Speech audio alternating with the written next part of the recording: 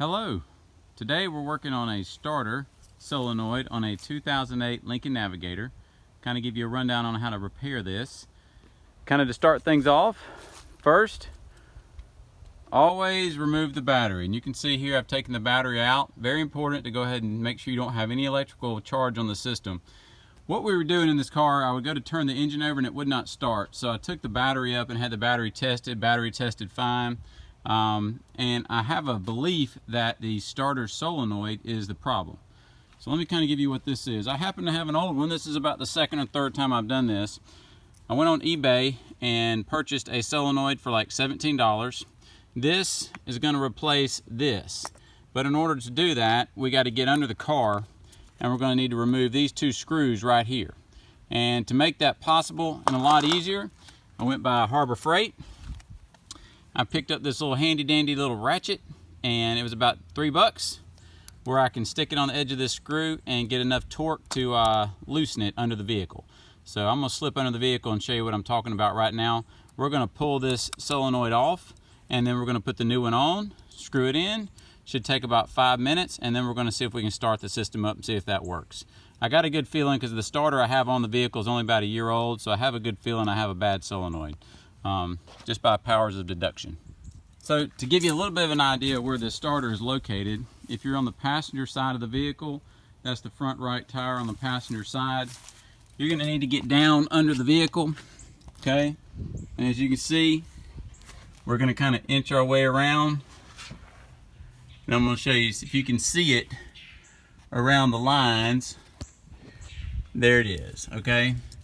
So here's our starter right here, and then you can see the solenoid is going to be located right here, and if you get a little bit closer you can see the two screws that are going to be on the back of that solenoid that we're going to actually get access to. Okay, the reason we're going after the solenoid, first, it's $17 versus the whole set being about $140 if you get one refurbished, so it's an easy first check. Number two, that starter is very difficult to remove. There's an upper bolt which requires and a lot of extra effort to get out. So that's why we're going to go ahead and try to attack this solenoid, hoping that we're not getting power to that starter. And if that's the case, then voila, bam, done, $17. If that's not the case, well, we'll find out and have to pull the starter. So we'll go from there. Okay, to give everybody a little bit better look at what this thing's going to look like, the screws that are located in the front of that starter, I would leave those in, and then when you get ready, okay, here's how this thing looks from underside of the car. The screws are located up here. On the back you have all this bolting. Now you're going to notice I went ahead and got an Allen wrench because it's kind of got a tight clearance back here. This one's a 14 millimeter, and this upper one up here on this particular starter is a 13 millimeter. That probably will help you a little bit in coming in. That way you can get the nuts loose, and once you get all the wires loose on the back of the solenoid, you can then move to the front and you can unscrew those two screws. So save those for last.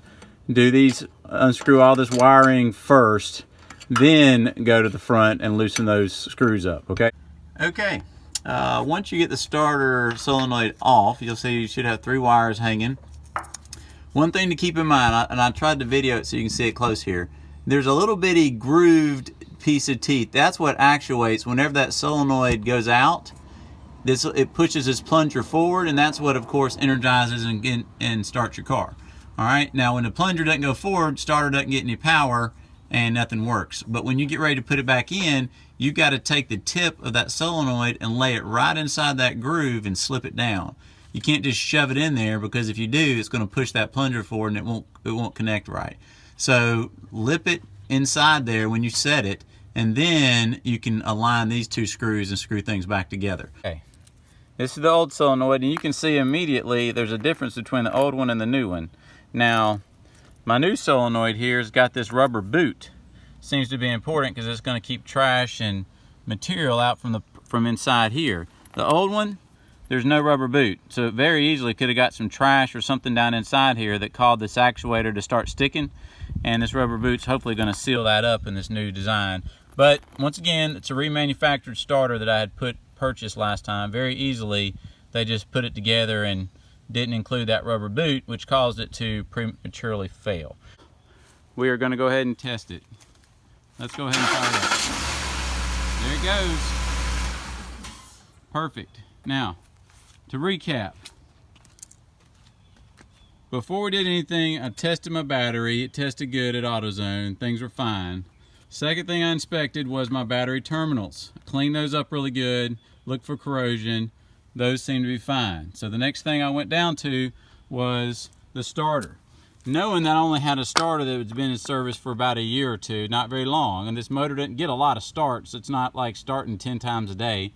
My first suspect was a solenoid.